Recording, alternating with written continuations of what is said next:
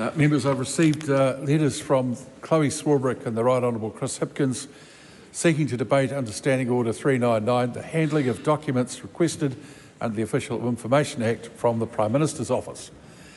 This is a particular case of recent occurrence for which there is ministerial responsibility. The matter appears to be of sufficient importance to warrant the attention of the House, and there will be no other opportunities to debate it. Where the Speaker receives two applications dealing with the same subject, priority is given to the application lodged first. Speaker's ruling 2162. Chlöe Swarbrick's application was received first. Therefore, after question time, I will call on her to move that the House take note of an urgent public matter. Call on Chlöe Swarbrick. Mr. Speaker, regular people, regular New Zealanders don't get to give secret documents and have backroom conversations lobbying the Prime Minister's office and officials to then have the law changed in their favour. What we are debating today is something that I think is worthwhile spelling out the chronology of.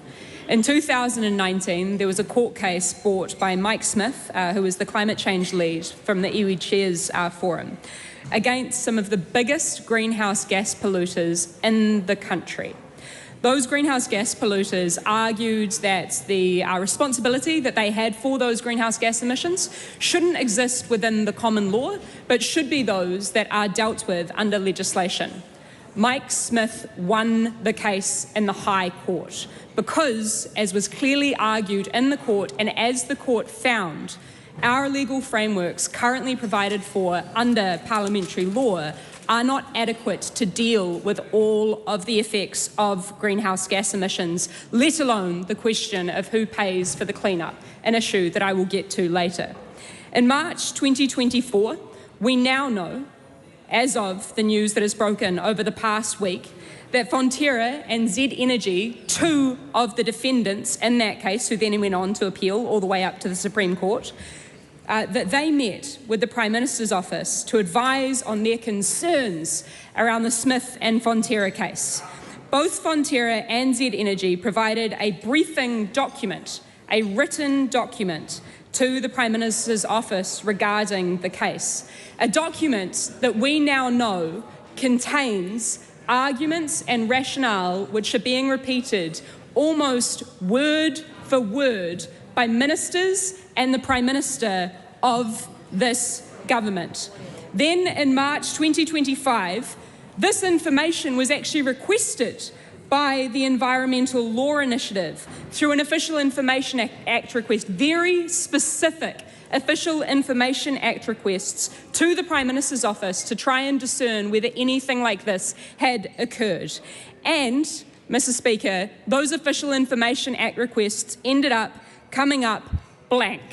It was not declared that these secret backroom meetings or these secret documents, which ended up resulting in a successful law change on behalf of some of our biggest polluters in this country, they were not declared.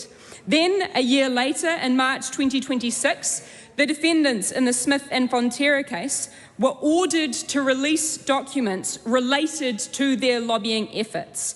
And it was only then, Mr. Speaker, through a court discovery process where the polluters themselves, who had been actively lobbying this government for the law change that they successfully got over the line, themselves gave that evidence before the courts.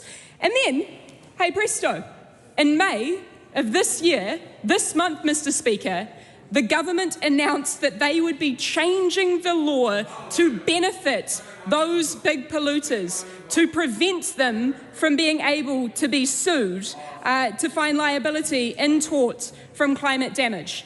And Mr. Speaker, I think it's actually really important to run through just how egregious this situation is, just how abnormal this situation is, because it is actually really unusual to have a government deciding to interfere with active legal cases to effectively depart from the principle against retrospectivity and the rule of law.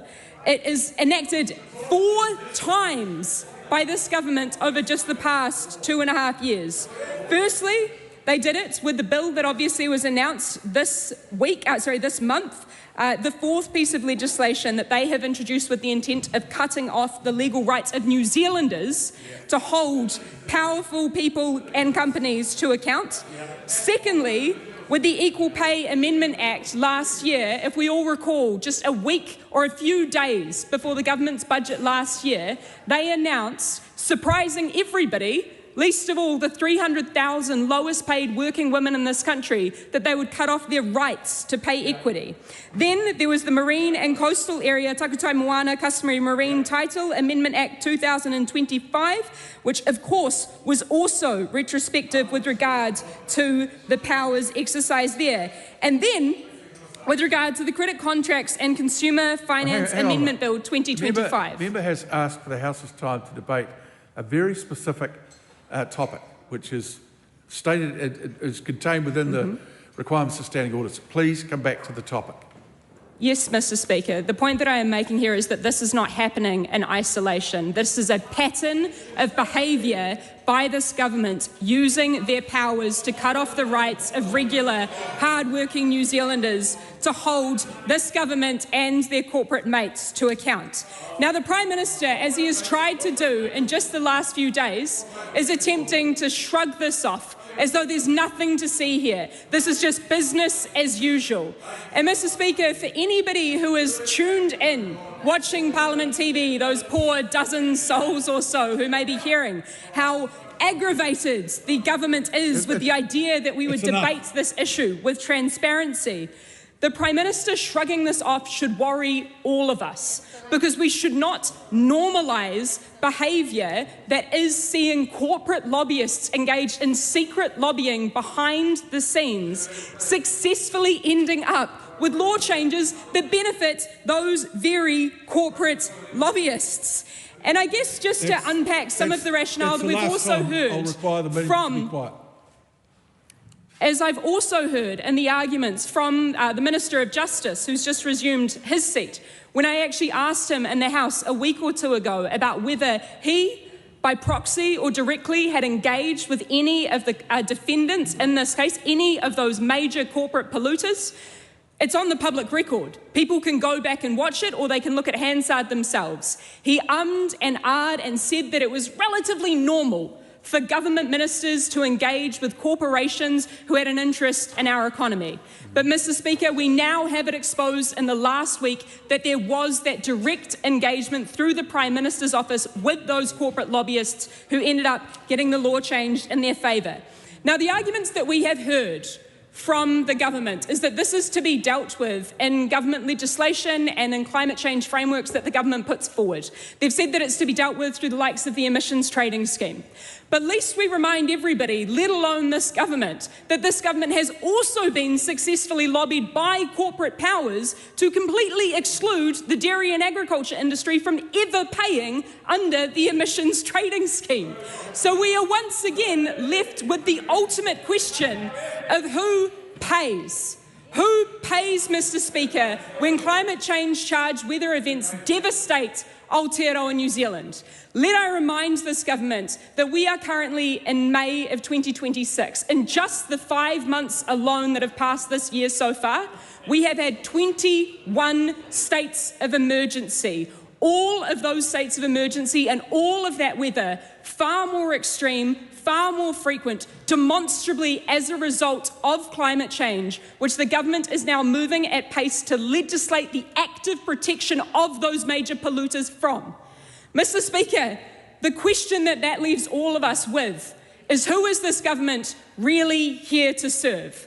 Because they show us every single day as they decide to cut support from the lowest income New Zealanders instead of making those at the top pay their fair share. Those who are profiting handsomely, the gentailers, the supermarkets, the many corporations who they so clearly are here to serve. So, Mr. Speaker, our final call, our call that I would hope that actually every member of this Parliament can agree with, in the interests of upholding transparency and the integrity of our democracy, some really basic and important things, I would say, for all members of Parliament to believe in, is for every party in this House to agree to an independent, urgent inquiry into exactly what happened and who knew what when. If the Prime Minister wants to shrug this issue off, if he wants to tell us all that he has clean hands, then he has the most vested interest in backing this inquiry to clean those hands. Because otherwise, Mr. Speaker, we are left with allegations of corruption, and those allegations need to be taken seriously. Mr. Speaker, we call on all members of this House, especially the members of this government who are currently heckling me, to support that independent, urgent inquiry. Let's get this over and done with. If you've got nothing to hide, then let's put it all out in the open. The Honourable Paul Goldsmith. Thank you. Thank you, Mr. Speaker. Now, just a minute. That is also completely uncalled for, so we won't be able to get any more of that. The Honourable Paul Goldsmith, starting again. Thank you, Mr. Speaker. I think the primary claim being made by Chlöe Swarbrick and in the House is that there was a briefing from a couple of parties, Fonterra and Z, I think is what she said, to government officials in early 2024 in relation to a case, and that led to the law change which the government has announced 2 years later. And I think most people listening in would be sort of puzzled about one thing automatically leading to another, because the Cabinet made a decision in April, I think it was, to progress with legislation to clarify our view that government should be, through Parliament, should set the regime for climate change policy and how to respond to it, as we have through the EPS, and the member on the other side can argue and debate about how good we are at doing that, which is a perfectly legitimate question to raise, and that's something for Parliament to discuss. But for better or worse, we've done it, and what we didn't want to see by allowing this case to continue would be the risk of a parallel regime being created by the courts. And why would we be concerned about that? Well, we'd be concerned because then there would be a great deal of uncertainty for when it comes to investment. And if I was to step back and sort of say, well, why does investment matter? Well, we all want to have higher living standards in this country, and we want to do well and be prosperous and have money to invest in education and health and all those sorts of things. And so how do we get economic growth to sustain that? Well, you get economic growth fundamentally through investment. Somebody somewhere deciding to put... I did interrupt the previous speaker saying, come back to the point of the House giving its time for a discussion of an urgent matter. You're getting very wide of what that urgent matter is. Yes, yeah, perhaps you're right, Mr. Chair. I was just trying to sort of... There is no perhaps about it. Okay. You definitely are right, and so I will come to the point more swiftly, which is to say, to get investment, one needs to have an element of certainty around the law and what it applies to and what it is. And so fundamentally what the Cabinet and the government of the day is trying to achieve is some clarity for the law as regards to climate change going forward. So to say that it is what Parliament has set through the ETS regime, not a situation where you could be, a business could be compliant under that regime, doing everything that the law requires, and yet still be liable somewhere else for another regime that's been developed through the courts.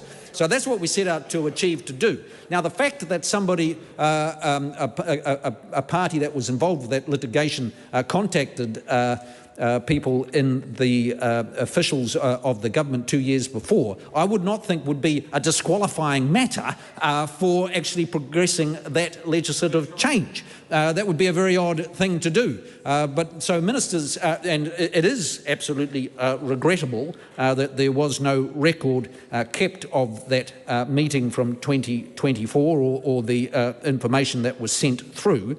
And as the Prime Minister has indicated, he's not happy with that, and he has sent a message to ministerial services to reinforce with workers in the building and staff to be more more accurate with their record keeping, and I think that's appropriate, and we take that on the chin, and that's absolutely right. We should have, but I think it's a huge leap from that to say that this opinion or view or approach somehow means that the government can't go about making a rational decision on what I think is a very important public policy matter. And so, I mean, we hear from a range of voices. Mike Smith, for example, is part of the iwi Leaders Forum, which the government has met with on a number of occasions over the last couple of years. And I don't know what exactly has been raised in the room, but he's been part of the climate change discussion group, and discussions would have been had. And so there's a wide range of... perhaps we should not have talked to him in any way, shape or form, I'm not sure. But conversations have been had in our small little country with all sorts of people, and the views of all parties involved in this litigation are widely publicly known. And so we're aware of that, we're conscious of that, but we engage with many people, not in some nefarious secret way that Mrs. Chlöe Swarbrick refers to. It's just the nature of doing things in this government, as in our small country. And ultimately, what the government has to be is accountable for its decisions. And the decision that we've made, and all the papers and the cabinet papers and the advice that we've seen, have all been released under the Official Information Act, papers that I've had as Minister of Justice, looking at this matter, getting advice over the last 2 years, and then deciding to press ahead with the changes that are being made. All that's been released, people can see it, and people can make a judgment as to whether this is a wise thing to do or not. And they will, no doubt, but part of what is fixing the basics when it comes to the rule of law and the legal environment in which we operate in is being clear about that, and clarity in the law as a bedrock of investment is one of the most important things that underpins a successful economy. Is that okay? Well, I think I'll leave it at that then, Mr. Speaker. Well done. Camilla Belich. Mr. Speaker. This is a serious matter, and it was good to hear the Minister stating it was a serious matter. However, it was somewhat undermined by those on the opposite benches beside him, joking about where there's smoke, there's fire. Now, the reason that I say that this is a serious matter is because there are a few issues that need to be resolved, and I don't accept what was pro-offered by the Minister, that the issue here is that people had conversations with Minister. That is not the issue. Of course that happens in our democracy. The issue here is that it was not recorded, and the transparent processes that we have associated with the Official Information Act have clearly in this instance been breached, and it has left the government open to questions about their transparency and their accountability. So these are serious matters. There's also another serious matter, Mr. Speaker, which I want to raise, which was the decision in the first place for the government to... It's very important for the government to answer for the fact that they've decided to overturn an existing case. Now, we heard earlier in question time the Leader of the Opposition try to get some clarity from the Prime Minister. Unfortunately, that wasn't forthcoming, but I do think there are outstanding questions for him. But the first alarm bell in this case is that we have a case in front of the Supreme Court that is ongoing. It's been ongoing, as previous speakers have said, since 2019, and the government, prior to the resolution of that case, has decided to step in and legislate the right to take the case away. Now, we heard Chris Bishop say that no court has ever decided that this was the law and therefore they weren't changing the law. Well, the High Court determined that this should not be struck out and that there was an arguable claim, and they have managed to take this claim all the way to the Supreme Court. Now, if this was just vexatious litigation that had no basis or sound argument at law, it would not reach the Supreme Court. So I think it is incorrect to say that this is not affecting the law in New Zealand. It's affecting the common law as being able to be stipulated by the Supreme Court, and it is taking away a New Zealand citizen's right to be able to have that case heard in the Supreme Court. Now, that in of itself is annoying, is unusual, and it is alarming. And the facts that follow just add further questions to it, unfortunately, because what we've seen in this case is we have seen, I think, the claimant in this case feel that the government's response has been very, very similar to the arguments that corporate New Zealand has put against this case. Now, it's not surprising that these corporations are against this case because, of course, it might mean liability for them, it might mean they have to change the operations, it might be costly for them. This is, in fact, criticism directed at the Office of the Prime Minister in the way that he has handled this claim. So what has happened in relation to the OIA is actually the first instance, as I understand, Mr. Speaker, was that this OIA was referred to another minister, the Office of the Minister of the Environment, and then only then was it responded to by the Prime Minister's office, and these briefing documents were not included. The briefing documents, of course, as we've heard from other speakers, stipulated the exact same response to this, which was to essentially legislate away Mr. Smith's claim, as was in the briefing documents. Now, it's taken until May this very month for the court to order that these briefing documents be made available. Now, that is an extraordinary thing to happen in a transparent democracy, for us to actually have to wait for a court to order that something be released that should have properly been released under the Official Information Act. Now, there are questions for the Prime Minister in his office. He said today he doesn't want to name names as to who received that, and I respect the fact that he thinks that he doesn't want to put a staff member in the firing line as the employer. And I think the person responsible, and I agree with him in this, is himself, the Prime Minister. But we do need to know, was this a ministerial staffer or was this a public servant? Because different codes of conduct apply whether it was a ministerial staffer or a public servant. That fact should be made clear. We want to know who else in his office knew that this information existed. Did public servants know? Was it only ministerial staffers? Mr. Speaker, I also should note before I finish, this did not happen once. This happened to 2 meetings and 2 briefing documents. So there are serious problems in the Prime Minister's office that need to be answered. The Honourable David Seymour. Thank you, Mr. Speaker. I wanted to take a call in this urgent debate because I agree with one thing they've said.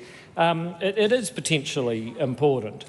We don't want to live in a society where people get special access to power in clandestine ways or pay for policy. That happens in some countries. I'm proud to say I don't believe it does happen in New Zealand, and it's worth preserving that.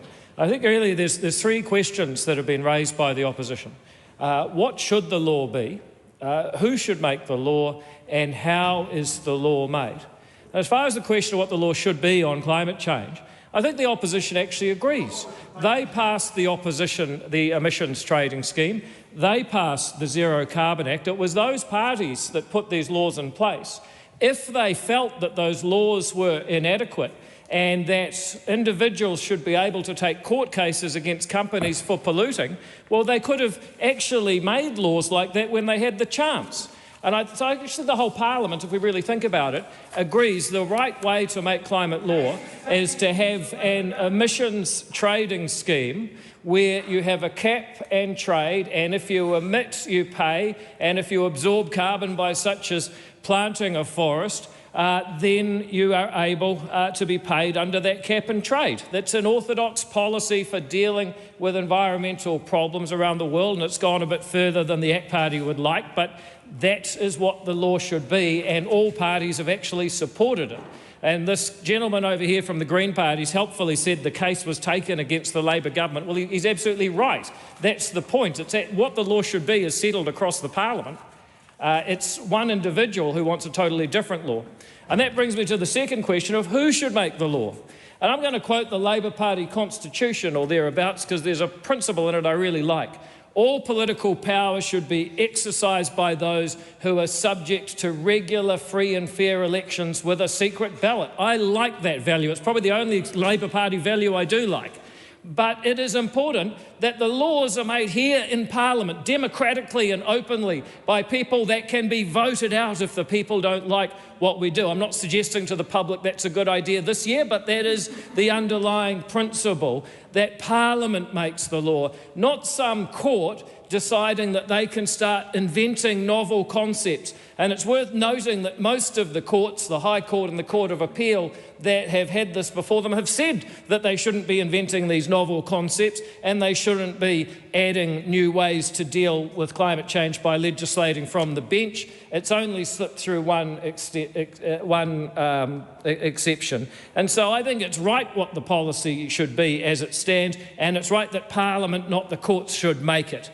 Now, that brings you to the question of who should make the law. And the allegation is that there's some sort of clandestine idea behind the scenes that is influencing the government. And I can tell members of this House, I happen to be the Deputy Prime Minister, and I hadn't heard anything about any of this until it came up in the media. I came to the conclusion about what the law should be and who should make the law by something called reading and thinking and reasoning about what the policies of New Zealand should be.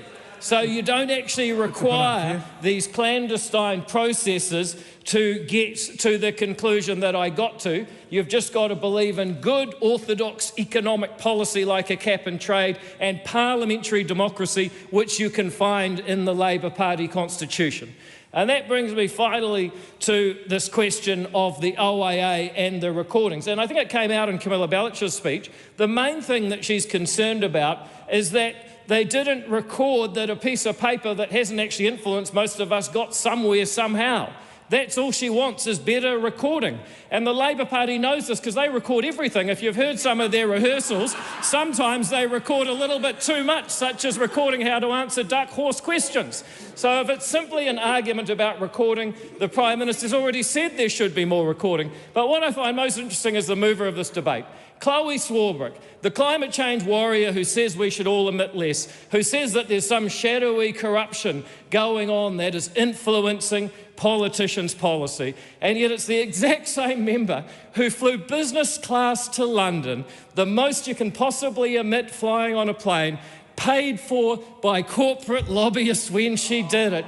Oh, the irony. I wish more people could appreciate just how ironic that is and just who she really is. Thank you, Mr. Speaker.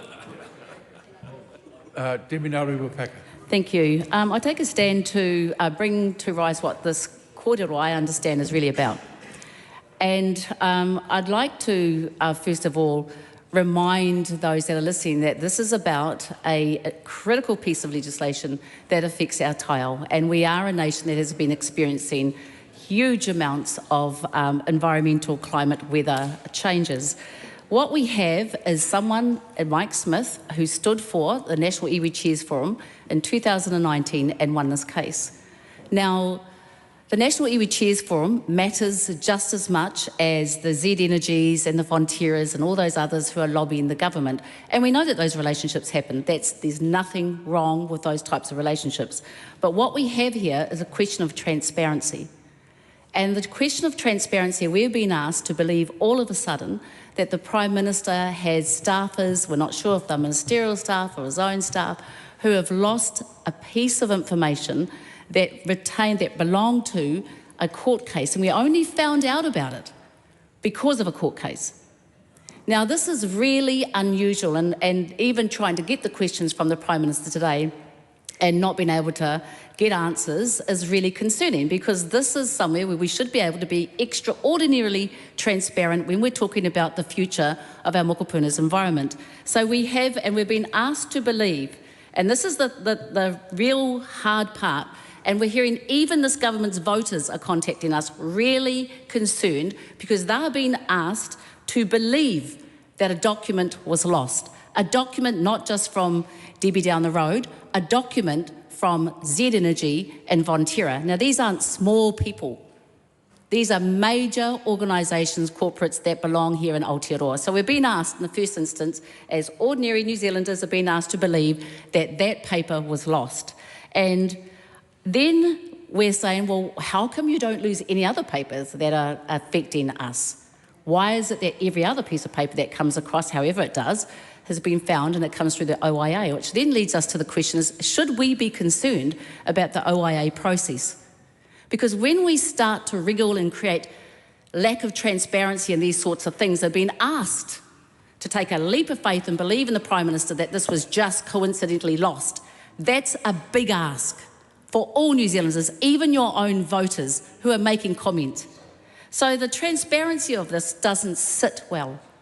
And then we're being asked to believe that the 2 sentences that were changed around and that also we heard copied and coming out of ministers' mouths is a coincidence. So coincidentally, a piece of major information, a briefing document was lost from not just anybody, from 2 major corporations. And then we're being asked to believe that the changes that happen were coincidentally just part of another cabinet discussion. So the maths, 1 + 1, we're just being asked to believe and take again a leap of faith. And then we're being asked to say to ourselves here, okay, this was lost, maybe.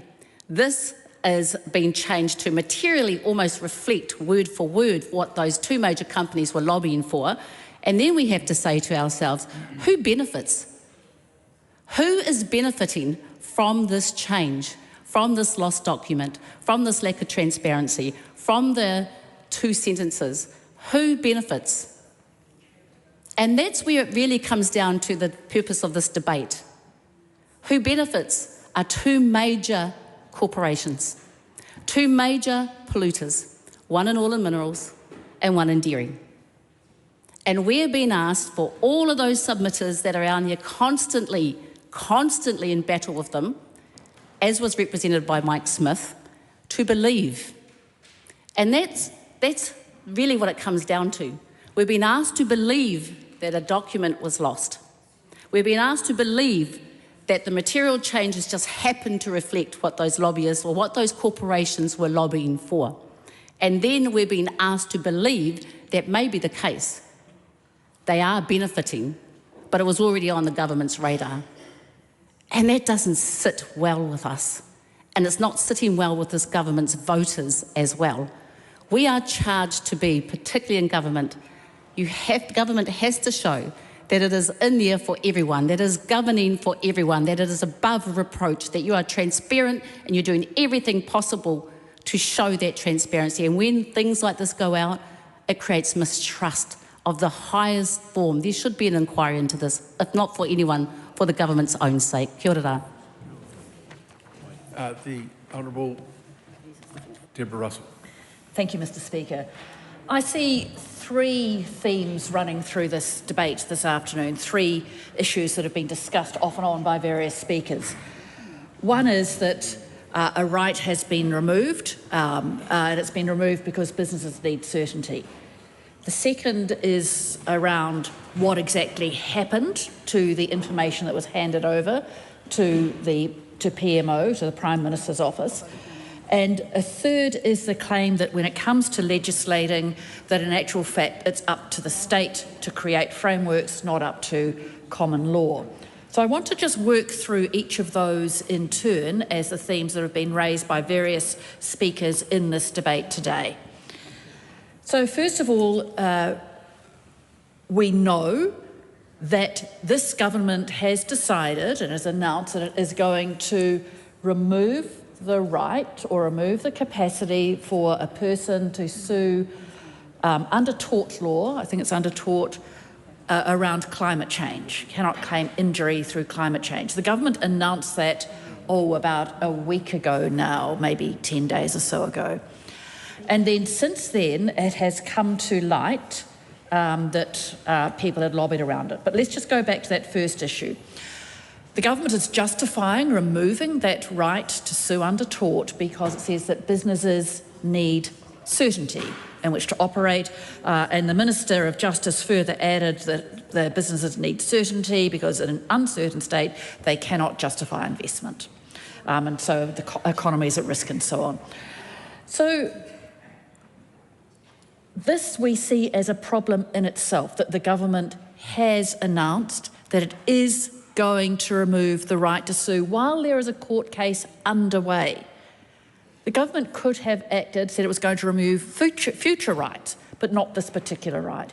It's actually a particularly important case because this is the sort of case that's being tried around the world to try to understand where liability for climate change might lie. So it's a real shame that this government is not allowing our highly respected courts to proceed with this very difficult discussion. And if the government didn't like the outcome, they could have legislated afterwards. There are other possibilities. It's a real shame that this case will not be allowed to proceed. Why? Because businesses need certainty, which... Yeah, okay, thank you, Mr. Speaker. Set aside time to discuss the issue of the missing document. Indeed, and I will move on to that right now, Mr. Speaker.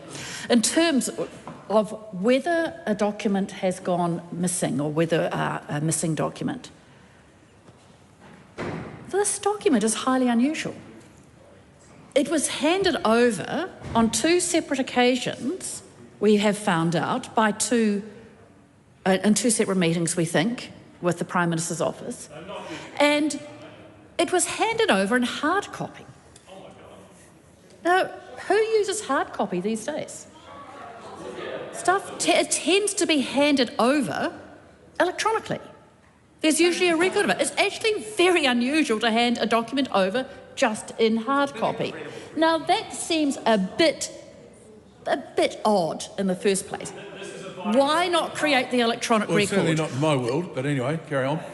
But then we are being asked to believe that somehow this document that was handed over from 2 quite important entities was somehow just not recorded. It was lost. I mean, really, what else are we expected to believe? There is something very odd has gone on here. So we do need some answers on that.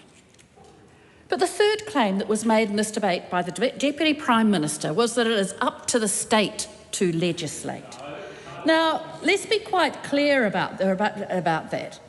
We actually have a long tradition of law arising from 2 sources. One is from legislated law, the other is from common law or case law. And it's often common law, case law, where these difficult cases are sorted through, where they are tried out, where people try to come to some conclusion.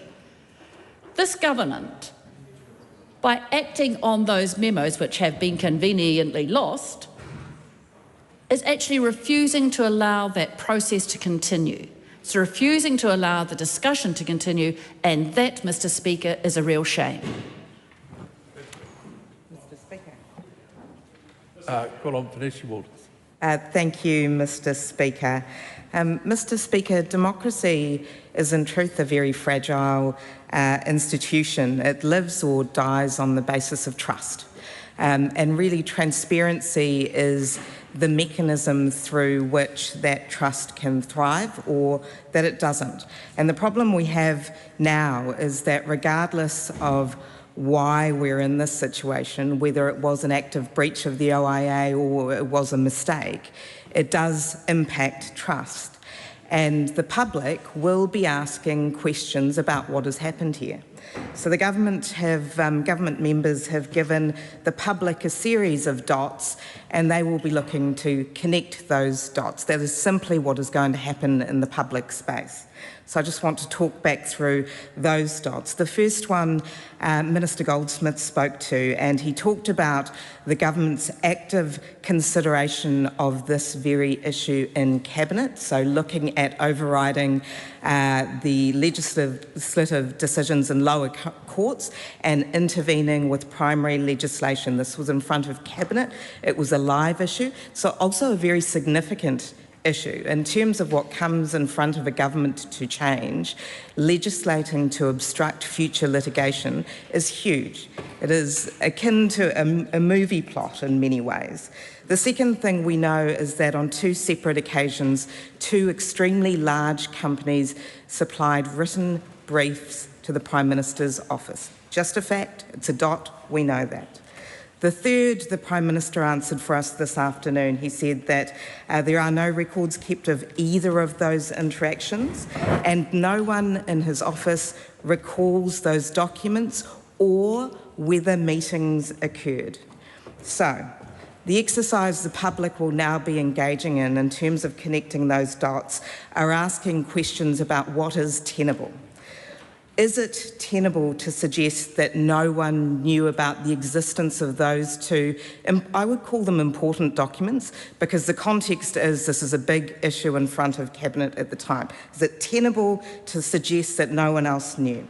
The second question, is it tenable to suggest that those companies didn't seek a meeting with anyone in the office? Again, I won't answer that question. These are questions that the public will be asking. The third is it tenable that major companies lobbying in terms of this space, if they were read, was not taken into account when the government made a decision to bring in this legislation? So the impact of this is huge. The impact of this, regardless of what actually happened, is big. And I do wish that government members would recognise the importance of compliance with the Official Information Act and not just wave it off as a mistake, because mistakes, if that's what it was, also matter. Geoffrey Palmer wrote an article in Newsroom recently titled "Open Government Requires Transparency," and it began with the words, "Within the modern workings of New Zealand's constitutional framework, there are few statutes more important than the Official Information Act." If we look at the Act itself, its purpose is to progressively increase the availability of official information to the people of New Zealand. It was put in there as the first of what was intended to be many building blocks, not for a government to offhandedly dismiss the fact that it has been breached, whether a mistake or otherwise. I also worry that what we're hearing in terms of the flippant way in which government members are handling the Official Information Act is a signal. And it's potentially a signal to the New Zealand public that this is a government who want to change the Official Information Act. Now, we know the Minister of Justice has asked officials to examine the costs associated with the OIA request. This is a fact. And he notes that he wants to know what revisions could be made to make the Act more efficient and practical. Now, this suggests, in my view, that the government may be looking at limiting the information that's available to the media, the information that's available to the public. These are not things I am making up. These are dots that you are giving, Madam Chair, that the government is giving to the public. They should not be surprised if the public begin to join those dots. Nice. Steve Abel. Thank you, Madam Speaker. I appreciate the opportunity to take a call on this important debate. Regarding the documents that were lost by officials representing the Prime Minister. There's a point of order. Point of order, Honourable Louise Upston. Madam Speaker, I believe that the Green Party don't have another call in this urgent debate. I've sought advice on that, and I took advice from Mr Speaker before he left the House that if the call is available and a party chooses not to take it, that Mr Abel's entitled to take his call. So speeches can be transferred in this case. So, Steve Abel. Thank you, Madam Speaker. It is extremely important for there to be no doubt in the public's mind that our democracy is truly transparent and that it truly works in the interests of the public. And what is more, it is similarly important for our national reputation that we are truly a transparent and open democracy. Where we are dealing with a company, the biggest company in New Zealand, Fonterra, making direct bids to the highest office in this country for actions to be taken legislatively that cut down citizens' rights to recourse through the courts, then it is certainly a matter of significant national interest.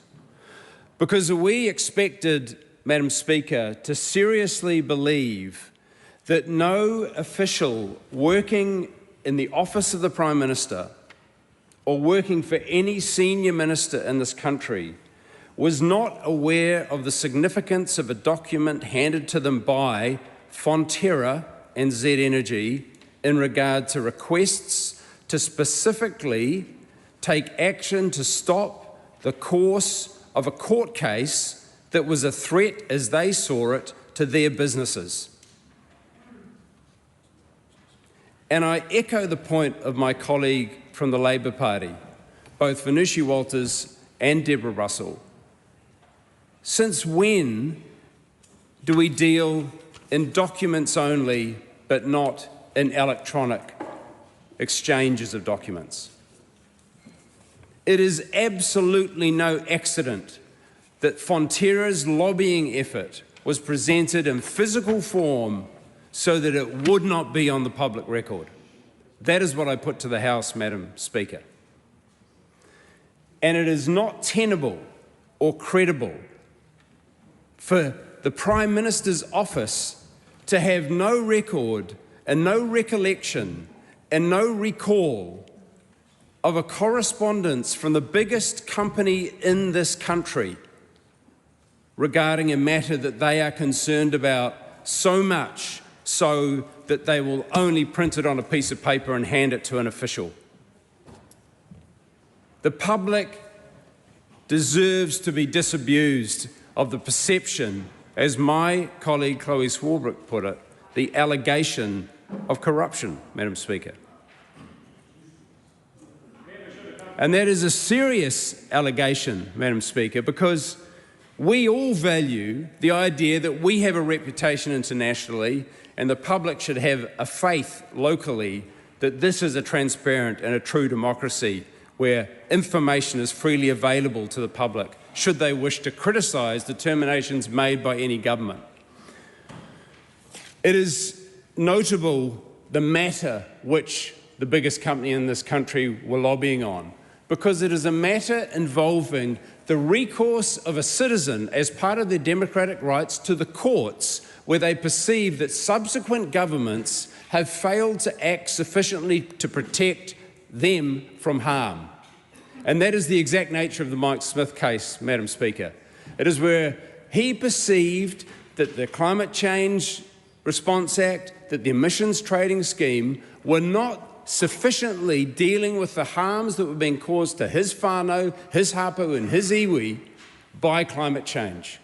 And he sought recourse to the courts, and the Supreme Court deliberated at length whether he had a right under tort law to take those companies for negligence in the fact that their pollution was impacting him and his family.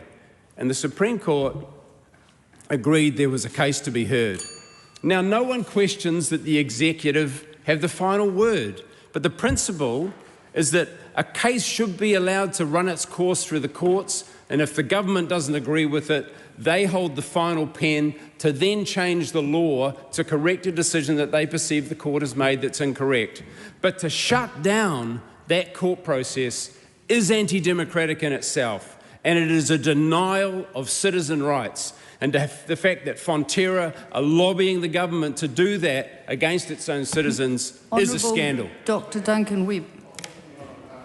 Madam Chair, it is an extraordinary day that we have when a corporate lobbyist is more transparent than the Prime Minister of New Zealand.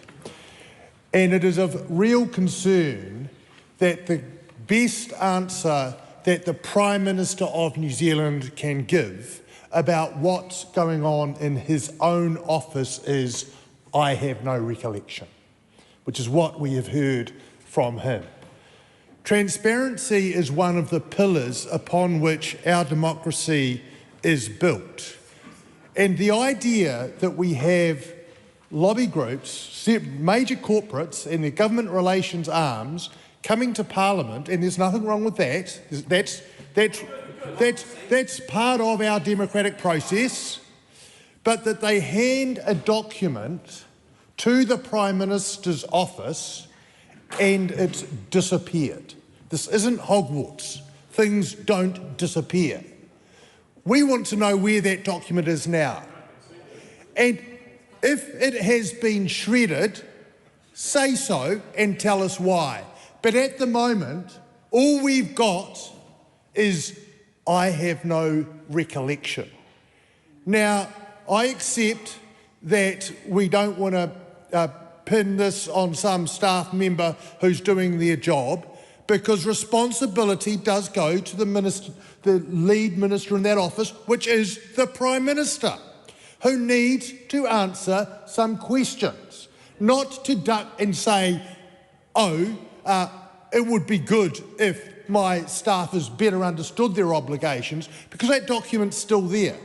We need to know what exactly happened. There will be an Outlook calendar with a meeting date in it. We want to know that meeting date. If this government was upfront about this, that would be all out in the open right now.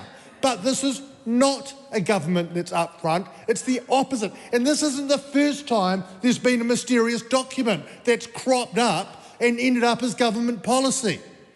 And if that's the kind of government we've got, it's a government which does not help us when our rankings as a good democracy are slipping. This is exactly the kind of thing which undermines the faith and trust in this House and this government, and it's shocking, and it shouldn't be allowed to continue.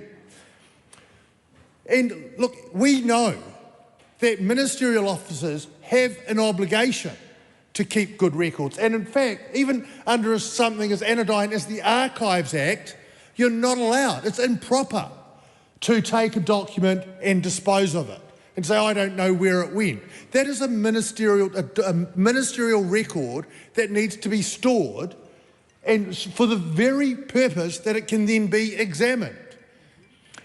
And the fact that this document, which contains a draft clause to change legislation to extinguish a claim in court against those parties, is absolutely outrageous. You're right. It's been called all kinds of things, and there are only so many explanations for them. One of them is incompetence, one of them is a lack of transparency, and the other ones don't bear mentioning in this House. And it's good to hear that the Ombudsman has now opened an inquiry into this case, and I hope the Ombudsman looks deep and hard and asks those difficult questions. And the Ombudsman, of course, will be able to go to the staff in the Prime Minister's office and find out what actually happened. But it just does not compute that there is an important document that results, or that a government announcement mirrors, and all of a sudden we have no recollection of it, it's disappeared, I don't recall any meetings. This is an important part of policy, and to say that this is suddenly disappeared is not credible. This is a government which lacks transparency, which needs to be upfront with New Zealand, and if it's going to go into the election this year with this kind of obfuscation, it's a deeply concerning proposition for the people of New Zealand. Andy Foster. We know as a government, as ministers, as MPs, that there is a lot of engagement with all walks of society. That seems to be being seen as an evil by the opposition in this debate. And obviously engaging with major businesses, and Fonterra and Z are major businesses by anybody's standards. They're major employers, they're major generators of export revenue, they're really, really important. Why would a government not engage with them? So I don't think there's any great issue in that. We don't know what was in the documents. We've already heard from the Deputy Prime Minister that he didn't know what was in those documents because he wasn't party to those. We've heard from Joseph Mooney, who has written a bill dealing with this particular issue that he didn't know either. So the allegations which seem to go to there is something dodgy going on certainly, I think, are unwarranted. Madam Speaker, I just thought it might be worth us thinking about what sort of engagement might have gone in if there was some engagement. They might just be saying, oh, they were concerned about the litigation, about the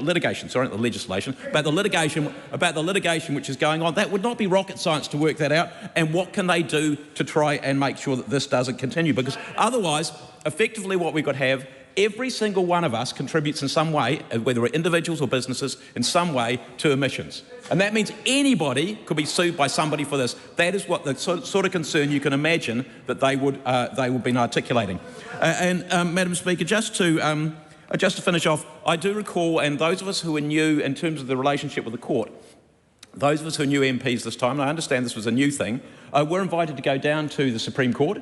And we heard from the heads of every single layer, Supreme Court, Court of Appeal, High Court, District Courts. We heard from every single one of them, and we heard very, very clearly that if we, the Parliament, do not like what it is that they have done in terms of a decision, that it is Parliament's right to be able to correct the law to make sure that that decision is corrected. And that is exactly what is being suggested. That's a slightly more efficient approach, but the Greens don't know what efficiency is.